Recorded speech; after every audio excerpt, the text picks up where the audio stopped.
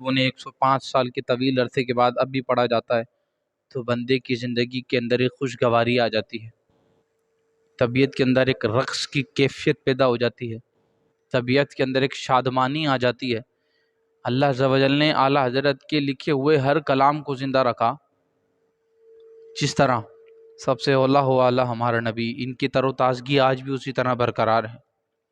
اور پھر مصطفیٰ جان رحمت پر لاکھوں سلام، کہ سلام ایسا ہے کہ شعار مسلم ہی نہیں، شعار اہل سنت بن چکا ہے۔ اسی طرح چمک تجھ سے پاتے ہیں سب پانے والے، سرور کہوں کہ مالک و مولا کہوں تجھے۔ یہ وہ مایہ ناز کلام ہیں جنہیں شہرت دوام نصیب ہوئی، اور اسی طرح وہ کلام جسے اعلیٰ حضرت نے 4 زبانوں میں لکھا، لم یاتی نذیر و کفی نظرین مثلے تو نہ شد پیدا جانا۔ یہ کلام بھی بڑا عالم میں اس کو شہرت حاصل ہوئی اور بڑا مشہور ہوا یہ کلام۔ الغرض بتانا یہ مقصود ہے کہ اعلیٰ حضرت رحمۃ اللہ تعالی علیہ کی زندگی کو اگر اول تا آخر پڑھا جائے تو آپ کی زندگی کے اندر بہت ساری خوبصورت اور نایاب باتیں ہمیں دیکھنے کو ملیں گی۔ ہندوستان کا شہر ہے بریلی، بریلی کے اندر یہ گہرے نایاب پیدا ہوتے ہیں۔ دادا جان نام احمد رضا رکھتے ہیں، پیدائشی نام محمد ہوتا ہے۔ جیسے ہی شعور کی منازل میں قدم رکھتے ہیں تو شعور کی منازلوں میں قدم رکھتے ہی آپ کی زندگی کی خوبصورتی، آپ کا تقوی، آپ کی احتیاط ابتدائی ایام سے ہی واضح ہو جاتی ہے۔ جن بندوں کو اللہ اپنی دین کی خدمت کے لیے پیدا کرتا ہے وہ بچپن سے ہی نرالے ہوتے ہیں۔ جن بندوں سے اللہ نے اپنے دین کا کام لینا ہو وہ اپنے بچپن سے ہی، اپنے لڑکپن سے ہی خوبصورت اور دوسرے بچوں سے وہ جدا گانا نظر آتے ہیں۔ اب اعلیٰ حضرت رحمۃ اللہ تعالی علیہ عمر 4 سال ہوتی ہے، اور 4 سال کی عمر وہ ہے جس میں بچے میں شعور نہیں ہوتا۔ 4 سال کی عمر وہ ہے جس کے اندر بچے میں فہم، ادراک، سمجھ بوجھ نہیں ہوتی۔ 4 سال کی عمر ہوتی ہے، 4 سال کی عمر میں مکمل قرآن کریم ناظرہ ہو جاتا ہے۔ رسم بسم اللہ ہوتی ہے، اور جب رسم بسم اللہ ہوئی استاد نے مرکبات کی تختی کا آغاز کیا اور مرکبات کی تختی میں مفرد لفظ پڑھا تو آپ وہیں رک گئے۔ استاد محترم یہ مرکبات کی تختی ہے، اس میں مفرد لفظ نہیں آتا، لہذا توجہ ہو۔ جب استاد نے توجہ کی تو پتہ چلا ہاں مرکبات کی یہ تختی ہے، سبقت لسانی میں مفرد لفظ نکل گیا۔ یہ 4 سال کی عمر میں عالم ہے، بچے کے پاؤں جو ہیں وہ پنگوڑے میں نظر آ جاتے ہیں کہ یہ کس کیفیت کا مالک ہوگا، یہ کس کردار کا مالک ہوگا۔ تو بچپن سے ہی اللہ عز و جل نے ایک تو علمی گھرانے میں آپ کو پیدا کیا تھا، اور علمی گھرانے میں پیدا ہونے کے ساتھ ساتھ اللہ عز و جل نے آپ میں خداداد صلاحیتیں بھی رکھی تھی۔ روزہ رکھوایا، جسے عرف عام میں کہتے ہیں روزہ خوشائی، زندگی کا پہلا روزہ تھا۔ تو والد محترم مولانا نقی علی خان رحمۃ اللہ تعالی علیہ وقت دوپہر آپ کو ایک کمرے میں لے کے گئے، کمرے کو چاروں جانب سے بند کیا، چاروں طرف سے کمرہ بند کر کر کہنے لگے بیٹا بچوں کے روزے تو ایسے ہی ہوتے ہیں، کھانے پینے والے روزے ہوتے ہیں، لہٰذا کچھ پی لو، کچھ کھا لو، تم ابھی ننھے سے ہو اور ایک دن کا طویل حصہ باقی ہے، ایک لمبا حصہ باقی ہے، تو تم سے بھوک پیاس برداشت نہیں ہوگی، لہٰذا کچھ نہ کچھ کھا لیا جائے۔ بچپن میں امام احمد رضا خان سید اعلیٰ حضرت رحمۃ اللہ تعالی علیہ کی فراست دیکھیں، والد گرامی سے عرض کرنے لگے بابا جان کمرہ تو آپ نے بند کر دیا، دروازے بند ہو گئے ہیں، کھڑکیوں پہ پردے ڈل گئے ہیں، اور آپ مجھ سے کہتے ہیں کہ بیٹا روزے کی حالت ہے کچھ کھا لو، بچوں کے روزے تو کھانے پینے کے ہوتے ہیں، لیکن مجھے صرف اتنا بتائیں کمرے میں اگرچہ کوئی نہیں دیکھ رہا لیکن رب تو دیکھ رہا ہے۔ یہ بچپن میں فراست تھی۔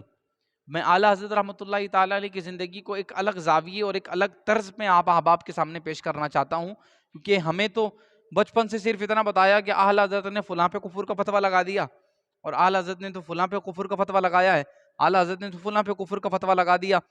تو میں بڑے درد دل کے ساتھ یہ بات عرض کرنا چاہتا ہوں کہ اعلیٰ حضرت کی زندگی اور بھی ہے، اعلیٰ حضرت کی زندگی کو تھوڑا سا اور بھی آگے بڑھ کے پڑھ لیں، کفر کے فتووں کے علاوہ بھی اعلیٰ حضرت کی زندگی ہے۔ بندہ مثبت زندگی کو پیش کرے، اولیاء کی، صوفیاء کی زندگی کو عوام الناس کے سامنے پیش کرنے کا مقصد یہ ہوتا ہے کہ بندے کی زندگی کے اندر انقلابی کیفیات پیدا ہوں، بندے کی زندگی کے اندر کوئی جناب تبدیلی آنی چاہیے۔ ہم نے تو عوام کو تشدد کا، افراط کا اور خانہ جنگی کا شکار کروا رکھا ہے۔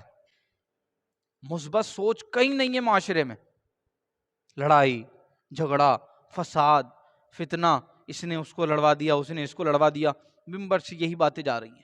عوام اب انتشار کا شکار ہو گئی ہے۔ جو علماء کے مسائل ہیں وہ علماء میں بیان ہوں، عوام سے عوامی گفتگو ہونی چاہیے۔ کیوں؟ ایک مقولہ ہے، کلم الناس علی قدر عقولہم، لوگوں سے ان کی عقلوں کے مطابق کلام ہو۔ بندہ وہ بیٹھا ہے جس نے بازار میں جا کے ریڑھی لگانی ہے، بندہ وہ بیٹا ہے جس نے بازار میں مارکیٹ میں جا کر اپنی شاپ کھولنی ہے، اب اس کے سامنے ضرب یضرب ضربا فہو ضارب، یہ پڑھ کے کیا فائدہ ہوگا؟ اگر ایک بزنس مین بندہ بیٹھا ہے، اس کے سامنے ہم ضربا ضربا ضربا یہ پڑھیں گے تو کیا فائدہ ہوگا؟ وہ بولیں گے مولوی صاحب یہ کیا رٹا لگا کے آ گئے ہیں آپ۔ تو کلم الناس علی قدر عقولہم، لوگوں سے ان کی عقلوں کے مطابق کلام کیا جاتا ہے۔ اب علماء کے مسائل اگر عوام کے اندر بیان ہوں گے تو پھر انتشار ہوگا، خانہ جنگی ہوگی، کہ اعلی حضرت کی زندگی کو کچھ آگے بڑھ کر پڑھیں۔ کفر کے فتووں کے علاوہ بھی اعلی حضرت کی بہت خوبصورت زندگی ہے، تو میں ایک الگ زاویے سے آپ کو اعلی حضرت کی زندگی دکھانا چاہتا ہوں، ایک الگ آئینے میں، ایک الگ رخ سے اعلی حضرت کو پڑھوانا چاہتا ہوں کہ اعلی حضرت کے شیخ کا نام ہے۔ ایک بچہ ہے جو ہندوستان کے شہر بریلی میں پیدا ہوتا ہے، عمر 4 سال ہے، قرآن مکمل ہو چکا ہے، اور والد بند کمرے میں روزہ توڑنے کی کہتے ہیں تو فی البدی جواب ملتا ہے بابا رب تو دیکھ رہا ہے۔ یہ ہے بچپنا۔ کچھ آگے بڑھتے ہیں۔ اعلی حضرت رحمت اللہ تعالی علیہ چھوٹے سے ہیں، یہ میں بچپن سے آپ کو لے کے چل رہا ہوں کہ اس بندے کا بچپن دیکھیں، پھر اس کی جوانی دیکھیں، پھر اس بندے کا بڑھاپا دیکھیں کتنا خوبصورت ہوتا ہے۔ اور ایک حدیث یہاں میں کوٹ کیے دیتا ہوں، حضور جانے جانا صلی اللہ تعالی علیہ وسلم نے ارشاد فرمایا، جس بندے کو اللہ جنت کے لیے پیدا کرتا ہے نا، اس کے لیے جنت والے کام آسان کر دیتا ہے، اس کے لیے نماز پڑھنا آسان ہو جاتا ہے، اس کے لیے قرآن پڑھنا آسان ہو جاتا ہے، اس کے لیے تسبیح پڑھنا آسان ہو جاتا ہے، پھر اس کا دل ہی مسجد میں لگتا ہے، پھر اس کو قرار چین اور سکون مسجد کے علاوہ اور کہیں نہیں ملتا۔ حضور جانے جانا صلی اللہ تعالی علیہ وسلم نے ارشاد فرمایا، جسے تم مسجد میں آتا جاتا دیکھو نا، جو مسجد کی میخ بن چکا ہو، جو مسجد کی کیل بن چکا ہو، اس کے ایمان کی گواہی دے دو کہ یہ اللہ والا ہے۔ اعلی حضرت رحمت اللہ تعالی علیہ مدرسے میں انٹر ہوتے ہیں، اعلی حضرت نے جیسی مدرسے میں قدم رکھا نا تو اعلی حضرت نے استاد صاحب سے کہا السلام علیکم ورحمۃ اللہ وبرکاتہ، تو جواب کیا بنتا ہے؟ وعلیکم السلام۔ قرآن کی نص ہے وَإِذَا حَيِّتُم بِتَحِيَّةٍ فَحَيُّوا بِأَحْسَنَ مِنْهَا أَوْ رُدُّوهَا، تو جب اعلی حضرت نے سلام کیا استاد محترم سے السلام علیکم ورحمۃ اللہ، آپ بچپن دیکھ کے کتنا خوبصورت، میں نے عرض کیا نا کہ علمی گھرانے سے تعلق تھا۔ استاد نے کہا جیتے رہو بیٹا، فوراً جواب دیا استاد صاحب سلام کا جواب یہ نہیں ہوتا۔ استاد صاحب ایسے سر چکا کے بیٹھے تھے، کچھ کام میں مشغول تھے، جب اعلیٰ حضرت کا یہ سوال سنا، آپ کی والدہ آپ کو ننھے میاں کہتی تھی، یوں کہہ لیں کہ جب ننھے میاں کا یہ سوال سنا نا تو استاد نے نگاہ اٹھائی، اتنا صاحب فراست بچہ، اتنا با کمال بچہ کہ جس کی بچپن کے اندر علم کا یہ عالم ہے۔ استاد نے قریب بلایا، اب آپ بڑوں کو سوال کا جواب دے کے دیکھیں، بڑوں کی اصلاح کر کے دیکھیں، بڑوں کو جناب درست راہ پر لانے کی کوشش کریں، بڑوں کی طرف سے تھپڑ آتا ہے، بدتمیز اتنے بڑے ہو گئے ہو مجھے سکھا رہے ہو، اللہ اکبر۔ وہ استاد بھی بڑے تھے، بڑے ظرف والے تھے، استاد نے قریب بلایا، تھپکی دی، کہا بیٹا شکریہ تم نے میری اصلاح فرمائی۔ اور ہمارے یہاں سلاموں کا جواب اگر کوئی سلام کر بھی لے اور سناؤ ٹھیک ہو، وعلیکم السلام تو بڑی مشکل سے آتا ہے، تو ہمارے تو سلام کا عالم بھی اللہ اللہ ہے، کسی کا ہاتھ سے ہو رہا ہے، کسی کا گردن سے ہو رہا ہے، کوئی 4 انگلیوں سے کر رہا ہے، کوئی ہتھیلیوں سے کر رہا ہے، یہ عوام میں رائج ہو گیا ہے، اور یہ حضور جانے جانا کی حدیث ہے۔ حضور نبی رحمت صلی اللہ تعالی علیہ وسلم نے ارشاد فرمایا، جو انگلی کے اشاروں سے، جو ہتھیلی کے اشاروں سے، جو گردنوں سے سلام کرتا ہے لیسا منا، وہ ہم میں سے نہیں ہے۔ یہ انگلی کے اشاروں سے اور یہ گردن کے اشاروں سے سلام کرنا منع ہے، اسی نقطے پہ آپ کی توجہ دلوانی ہے۔ اعلیٰ حضرت نے بچپن میں ہی امت کو بتا دیا کہ سلام کا جواب وعلیکم السلام ہوگا۔ اگر آپ ہاتھ کے اشارے، یہ یہود و نصارہ کا طریقہ بیان ہوا ہے، یہ ان کے طریقے تھے ہاتھوں سے اس طرح سلام کر دینا، گردن ہلا دینا۔ اس میں علماء نے وضاحت یہ کی ہے اگر کوئی بندہ ہاتھ کے اشارے سے سلام کر رہا ہے تو کم از کم وہ اتنی آواز ضرور نکالے کہ اس کے سلام کے الفاظ سامنے والے بندے تک پہنچ جائیں. تو اس سوچ کو تھوڑا سا ختم کریں. منڈیاں ہلانا، ہاتھ کے اشارے، ان کو تھوڑا سا منقطع کریں اور منہ سے الفاظ ادا کریں، اور الفاظ بھی کلیئر ہوں. السلام علیکم، السلام علیکم، السلام، یعنی کہ برباد ہو جاؤ، تباہ ہو جاؤ، تمہارا بیڑا غرق ہو جائے، تم ہلاک ہو جاؤ، تمہارا ستیہ ناش ہو جائے. سلام کا معنی تو سلامتی تھا. السلام، السلام، سالیکم، سلالیکم، یہ سلام ہے؟ یہ سیدھی سیدھی لعنتیں ہیں، آپ معنی دیکھیں ان کے.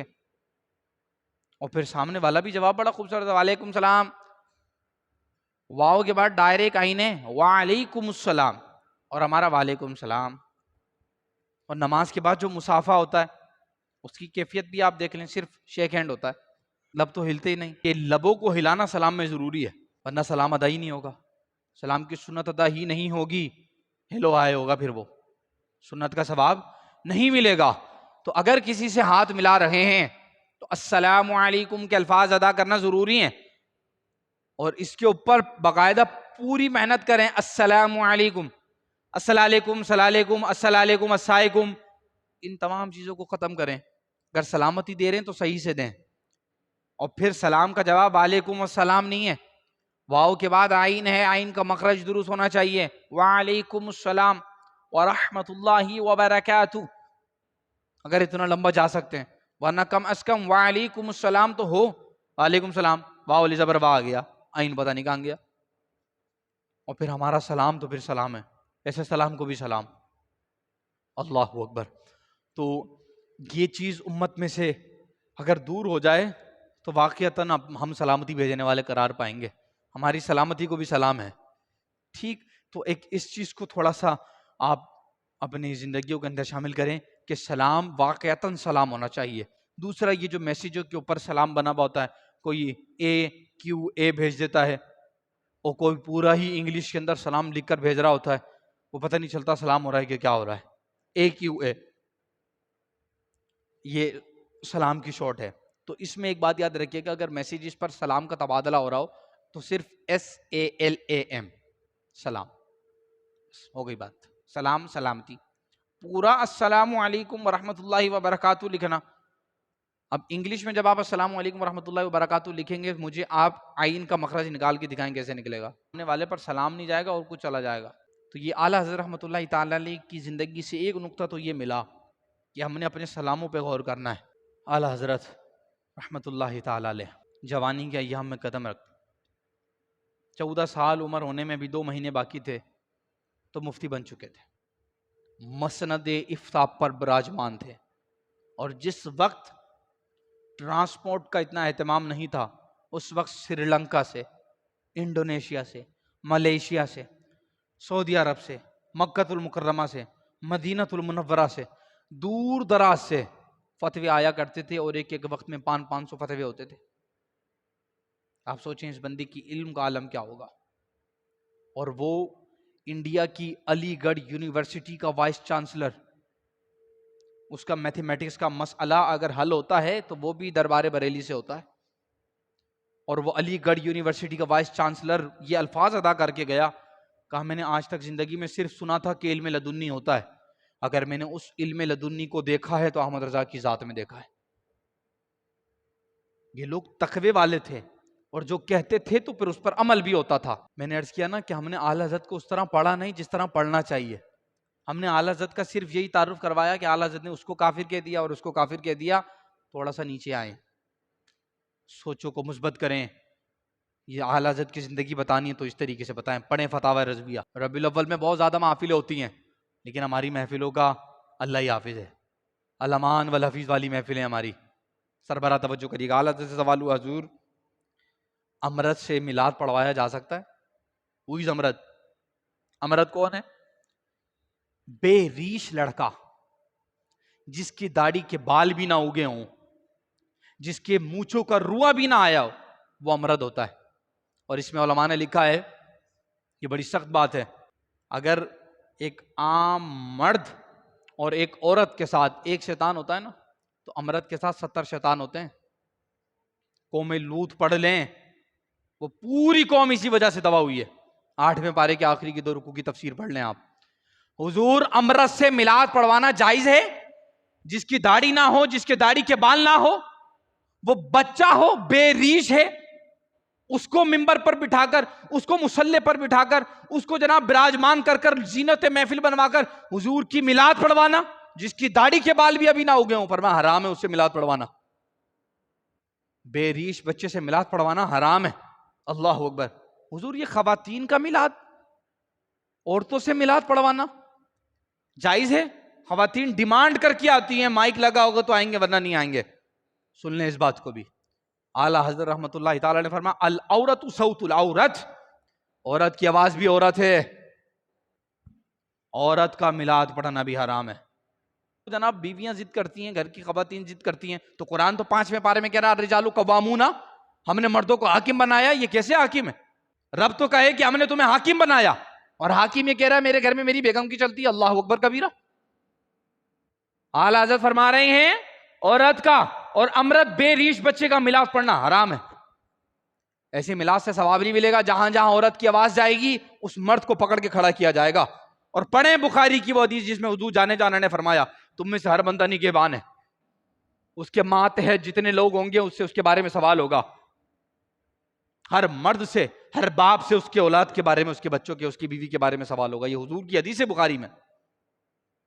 ہم کیسے بیویوں کی مان رہے ہیں ناجائز کام میں؟ مخلوق کی اطاعت کے لیے خالق کی نافرمانی نہیں ہوتی۔ عورتیں میلاد پڑھ رہی ہیں اور دھڑلے سے ہوتا ہے، روڈوں پہ میلاد ہو رہا ہے، اور پھر وہ مدینے جانے کی تمنائیں کر رہی ہوتی ہیں۔ کیسے جائیں گے ایسی خواتین مدینے جو کھلم کھلا دین کی بغاوت کر رہی ہوں؟ اور دین نے تو یہاں تک حکم دیا عزیزان گرامی کہ اگر گیٹ کے اوپر دستک ہو جائے، گھر میں کوئی آواز دینے والا پکارنے والا نہ ہو اور عورت تنہا گھر میں موجود ہے، اس کو شریعت نے حکم یہ دیا ہے کہ وہ آواز بگاڑ کر جواب دے، اس لیے کہ اگر اس کی آواز کا جمال، اس کی آواز کی خوبصورتی کسی نامرد کے کانوں میں پڑی، وہ اس کی آواز سن کر دیوانہ ہو گیا، تو پھر وہ اس کے چہرے کو دیکھنے کی تڑپ رکھے گا۔ اسی لیے عورت کو حکم ہے اگر وہ گھر میں اکیلی ہے، کسی نے دروازے پہ دستک دیے، آواز بگاڑ کر جواب دے۔ آپ پڑھیں پورا میدان کربلا، سیدہ زینب نے دربار یزید میں جب کلام کیا تو مورخین نے لکھا، کہا ہمیں ایسا لگ رہا تھا کہ مولا علی بات کر رہے ہیں، ہمیں ایسا محسوس ہو رہا تھا کہ منبر پر مولا علی گفتگو کر رہے ہیں، جناب زینب نہیں ہے، آواز بدل لی۔ اور یہاں عورتیں میلاد پڑھتی ہوئے نظر آ رہی ہیں، بے ریش بچے میلاد پڑھتے ہوئے نظر آ رہے ہیں، حرام ہے کلی طور پر۔ اعلیٰ حضرت کو کچھ ہٹ کے پڑھیں، کفر کے فتووں کے علاوہ اعلیٰ حضرت کی زندگی پڑھیں۔ میں بار بار عرض کر رہا ہوں، اعلیٰ حضرت کس گوہر نایاب کا نام ہے، اعلیٰ حضرت کس چمکتے ہوئے موتی کا نام ہے، یہ زمانے کو پتہ ہی نہیں۔ زمانے کو صرف اتنا پتا مصطفیٰ جان رحمت پہ لاکھوں سلام اعلیٰ حضرت نے لکھا ہے، سب سے اولا ہو اعلیٰ حضرت نے لکھی، اور بعض کو تو یہ بھی نہیں پتا ہوگا۔ علماء کے طبقات کے اندر بھی عوام کو صرف اتنا ہی بتایا جاتا ہے۔ وہ ایک پالکی والا واقعہ مشہور ہے اعلیٰ حضرت کا، کہ جسے آپ اعلیٰ حضرت کی ذات بیان کرنے کے لیے بٹھا رہے ہیں وہ کچھ بتائے تو صحیح، عوام کے ساتھ کیا مذاق ہو رہا ہے، ٹائم پاس ہو رہا ہے عوام کے ساتھ۔ اعلیٰ حضرت کا فتویٰ سن لیں، اعلیٰ حضرت رحمۃ اللہ تعالی علیہ ارشاد فرماتے ہیں اگر کوئی عالم کسی کا وقت ضائع کرے گا اسے اس کے وقت کا بھی حساب دینا ہوگا۔ کوئی دین کی بات کرو، کوئی حدیث سناؤ، کوئی حضور کا فرمان سناؤ، ٹائم پاس ہو رہا ہے عوام کے ساتھ۔ اور ربیع الاول میں جو محفلیں کروانے کی عادی ہیں، اس بات کو لکھ لیں، گفتگو کرنے والا وہ ہو جو کچھ علمی بات دے کر جائے، گفتگو کرنے والا وہ ہو جو آپ کی زندگی میں انقلاب برپا کر کے جائے، آپ کے ساتھ ٹائم پاس کر کے نہ جائے۔ 1 گھنٹے کی تقریر میں پوری 45 منٹ کی نعتیں ہوتی ہیں، 5 منٹ کی بات ہوتی ہے، حق بات سردار کریں گے، یہ جرم ہے، اس جرم کو 100 بار کریں گے۔ اگر ممبر پر بیٹھنے والا بندہ بھی عوام کے ساتھ ٹائم پاس کرا پھر اسے کوئی حق نہیں ممبر پہ بیٹھنے کا۔ ممبر اس لیے ملا کہ لطیفے سنائے، ممبر اس لیے ملا کہ قصے کہانیاں سنائے۔ آپ پڑھیں امام غزالی کو، امام غزالی فرماتے ہیں اگر عالم ہے تو اسے عوام کو قصے کہانی سنانے کی اجازت نہیں۔ عالم علمی بات کرے، عالم قرآن پڑھ کے سنائے، عالم حدیث پڑھ کے سنائے۔ اللہ اکبر۔ الغرض آج زندگی میں انقلاب کا سبب بننا چاہیے واقعہ، اور بڑا خوبصورت لگتا ہے مجھے یہ واقعہ۔ اعلیٰ حضرت دعوت میں جاتے ہیں، سامنے شوربے کا سالن تھا، اعلیٰ حضرت نے میزبان کو بلایا، بڑے لوگ بڑی باتیں، یہ تقویٰ تھا ان لوگوں کا جو 105 سال کے بعد بھی آج بھی نام تر و تازہ ہے۔ یہ تقویٰ تھا ان لوگوں کا کہ آج بھی 105 سال کے بعد ان کا نام چمکتا ہوا نظر آ رہا ہے۔ کہا محترم ہم آپ کا شوربہ پی سکتے ہیں؟ اللہ اکبر. اعلیٰ حضرت کی احتیاط دیکھیں. آپ نے مہمان کو بلایا, میزبان کو بلا کر کہنے لگے یہ شوربہ پی سکتا ہوں؟ کہ حضور آپ کے لیے تو بنا ہے, آپ یہ کیسا سوال کر رہے ہیں؟ اللہ اکبر, کیا جملے تھے. آپ نے فرمایا دیکھو عرف عام میں شوربہ پیا نہیں جاتا, روٹی کے ساتھ کھایا جاتا ہے. احمد رضا عرف سے ہٹنے لگا ہے, اسی لیے تم سے اجازت لے رہا ہے, کہیں ایسا نہ ہو, کیونکہ عالم کا عمل دلیل بن جاتا ہے. احمد رضا نے اگر شوربے کو پی لیا تو احمد رضا کو دیکھ کر پوری مجلس شوربے کو پینے لگ جائے گی, اور اگر احمد رضا کو دیکھ کر پوری مجلس نے شوربہ پینا شروع کر دیا, ایسا نہ ہو تمہارا سالن کم پڑ جائے, اور اگر تمہارا سالن کم پڑا تو تمہاری عزت پر انگلیاں اٹھنا شروع ہو جائیں گی. ہم اپنے اندر اتریں, اپنے اندر جھانکیں. ہم شادیوں کے اندر کیا کرتے ہیں, جب کھانا کھلتا ہے تو ہمیں نہیں پتا چلتا کہ کھانا کھلا ہے کہ ہم کھلے. اسٹارٹر میں ہی ہم اپنا ظرف دکھا دیتے ہیں. بندے کا پتہ ہی دسترخوان پر چلتا ہے وہ کتنا پڑھا لکھا ہے. بندے کے ظرف کا, اس کی علمیت کا پتہ ہی دسترخوان پہ لگتا ہے. کھانا کھلا ہے کہ ہم کھلے. ہم تو پورا پہاڑ بنا لیتے ہیں پلیٹ کا کہ دوبارہ نہیں آئے گا, بھائی جلدی جلدی میٹھا بھر لو, میٹھا دوبارہ نہیں آتا. اتنا کمزور توکل اللہ کی ذات پر. اقبال نے یہی تو کہا تم مسلمان ہو, یہ انداز مسلمانی ہے. ایسا ہوتا ہے مسلمان کہ ایک ڈش آنے کے بعد اسے بھروسہ ہی نہیں کہ دوبارہ آئے گا. جو تمہیں صبح کا کھلا رہا ہے, جو دوپہر کا کھلا رہا ہے, وہ اگلے دن صبح کا نہیں کھلا سکتا. اللہ اکبر. تم مسلمان ہو, یہ انداز مسلمانی ہے.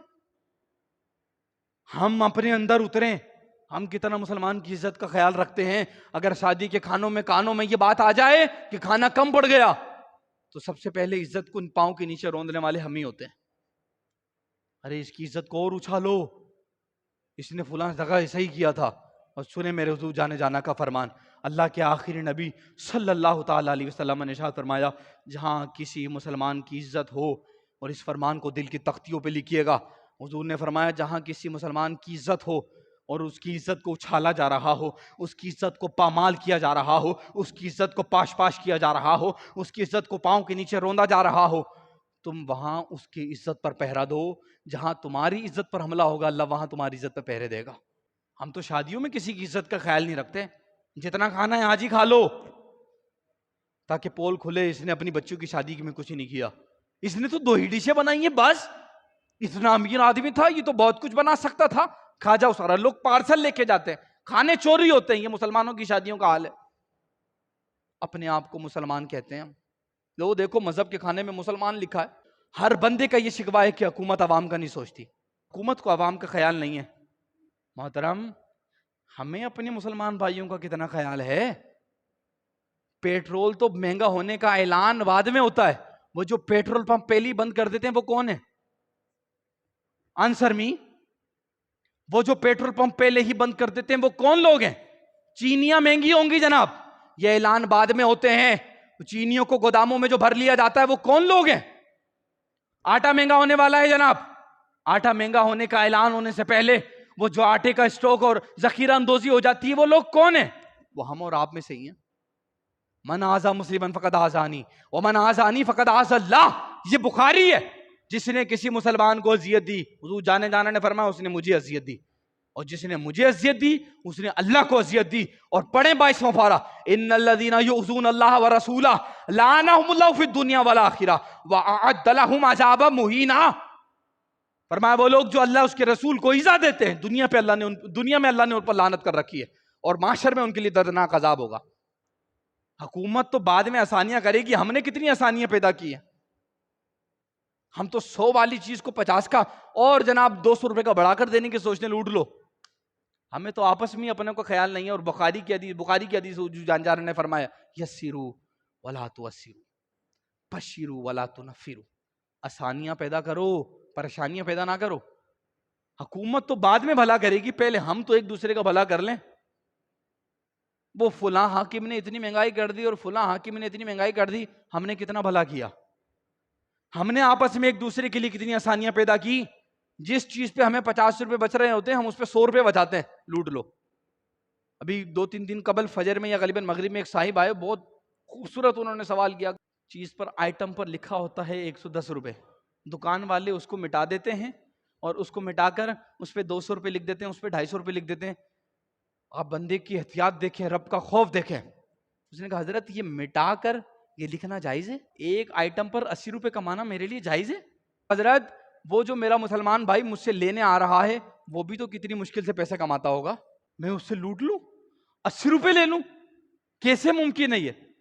اور ہم تو سوچتے ہیں بس جو ابھی چڑھا ہے نا اس کو ابھی چھین لو، دوبارہ پتہ نہیں آئے کہ نہیں آئے۔ یسیرو ولا تعسرو بشرو ولا تنفرو، آسانیاں پیدا کرو پریشانیاں پیدا نہ کرو، محبتیں پھیلاؤ نفرتیں نہ پھیلاؤ۔